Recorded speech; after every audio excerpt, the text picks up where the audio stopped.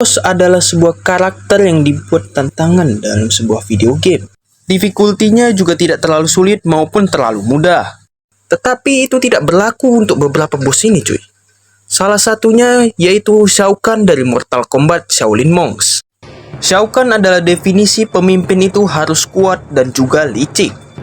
Sebelum melawan Shao Kahn, kita harus melawan dua bos terlebih dahulu, yaitu Shang Tsung dan juga Kintaro. Setelah itu dia baru turun tangan dan melawan kita. Di dalam boss fight, Shao Kahn memiliki beberapa serangan yang dapat memojokkan kita. Memiliki HP yang tebal dan damage yang sakit membuat dia semakin sulit untuk dikalahin. Udah darahnya tebal, damage-nya sakit lagi. Apalagi kalau udah ngemarin palu. Mimpi buruk ini mah. Kalau main berdua, biasanya gameplay akan terasa jadi lebih mudah. Ini malah enggak coy. Udah tahu damage-nya sakit, teman gue malah maju sendiri gitu. Pas udah mau cut, temen gue malah nyalain gue gitu karena nggak bantuin. Kan kocak. Berikutnya ada Great Sensei dari game God Hand. Kalau ada pepatah yang bilang jangan menilai buku dari sampulnya, kakek ini adalah contohnya cuy. Yang dimana pertemuan awalnya seperti ini. Awas jatuh. Ini bos pasti cupu. Pertemuan awal aja kayak gini. A few moments later. Oke, balik ke pembahasan. Saat melawannya, kita perlu beradaptasi dengan pola serangannya. Ya, walaupun serangan pentungannya agak ngeselin sih. Intinya kalau tahu pola serangannya gampang lah hitungannya. Namun semua itu berubah saat negara api menyerang. Namun semua itu berubah saat dia ngeluari bayangannya. Damage dia sendiri aja udah sakit gitu. Apalagi kalau keroyokan. Kita juga dibikin pusing gitu, mana yang asli, mana yang palsu. Soalnya dia selalu barengan gitu kalau menyerang kita. Intinya ini tantangan buat player, tapi nggak nyusahin juga kali. Berikutnya ada Verdugo di game Resident Evil 4. Lah, bukannya Verdugo gampang bang? Tinggal pakai rocket launcher aja langsung kelar. Iya, gue tahu gampang pakai rocket launcher. Kalau nggak bawa, Verdugo auto senyum ini mah.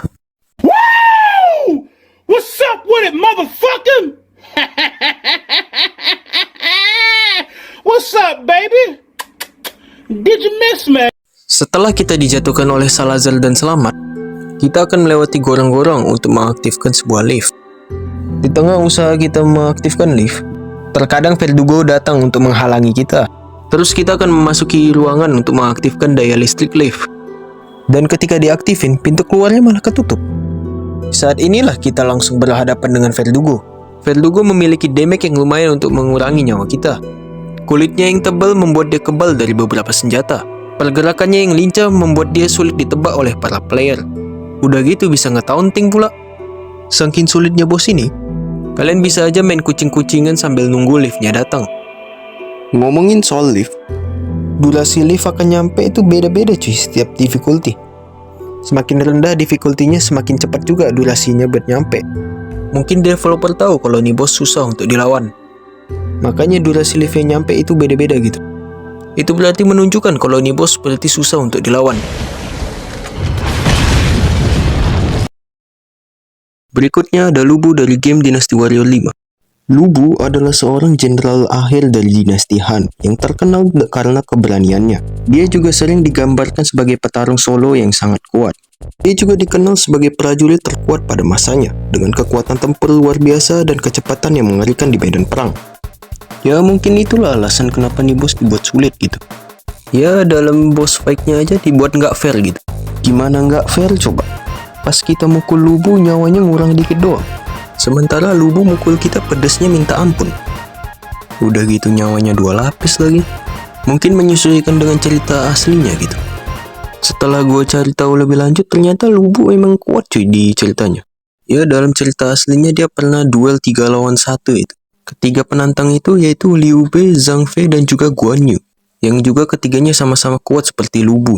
Meskipun kalah jumlah, Lu Bu tetap bisa mengalahkan mereka bertiga cuy.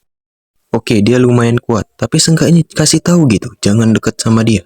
Sementara itu, Right where we want them. Stay away from Lu Bu. Make your way around and aim for Dong Zhuo. Lo telat ngentot. Terakhir ada Honda Tadakatsu di game Sengoku Basara 2 Heroes. Honda Tadakatsu adalah seorang jenderal kuat yang setia kepada Tokugawa Ieyasu. Karakter ini sebenarnya adalah seorang samurai legendaris di era Sengoku Jepang yang dikenal karena keberanian dan keahliannya dalam pertempuran. Ya, dalam game Sengoku Basara dibuat agak berlebihan sih. Sejak kapan ada Gundam di zaman Sengoku gitu? Balik ke topik. Salah satu alasan kenapa Tadakatsu menjadi bos tersulit yaitu di stage ini cuy. Gue lupa nama stage-nya apa, yang penting gambar kayak gini. Penyebab dia menjadi bos tersulit bukan hanya damage-nya yang sakit dan nyawanya lumayan tebal nih cuy. Area map yang sempit dan juga beberapa kroco yang mengganggu ngebuat kita tambah kesulitan melawan Honda Tadakatsu. Saat boss fight, Tadakatsu memiliki 3 fase. Fase pertama dia hanya akan menyerang 3 kali beruntun. Di fase ini masih gampang lah hitungannya. Fase kedua dia akan sedikit lebih barbar, di mana dia akan menyerang kalian terus-menerus. Paling cuman serangan bornya yang ngeselin. Fase ketiga, karena di sini benar-benar nerakanya cuy. Di sini pertahanan Tadakatsu seperti ditingkatkan, yang dimana serangan basic tidak akan mudah membuat dia goyah. Di sini dia juga akan mengeluarkan beberapa drone yang bisa dikombo dengan serangan lainnya. Memang sih Tadakatsu ini ngeselin kayak Lubu gitu. Ya gua akui kedua bos itu sangat-sangat kuat. Kalau Lubu mah cuma ada 1 fase doang. Lah ini ada 3 cuy. Mending tidur aja gak sih? Oke guys, terima kasih udah dengerin nyepi gak jelas gua. Kalau kalian ada list tersendiri, tulis aja di kolom komentar. Dari semua list di sini, cuma Tadakatsu sih yang paling sulit dikalahin. Gua aja bisa ngalahinnya dalam 2 kali percobaan. Kalau kalian bisa dalam sekali percobaan, nih hadiah buat kalian. Oke cuy, thank you for watching and see you in the next time. Please, leave my bar alone. Shut up!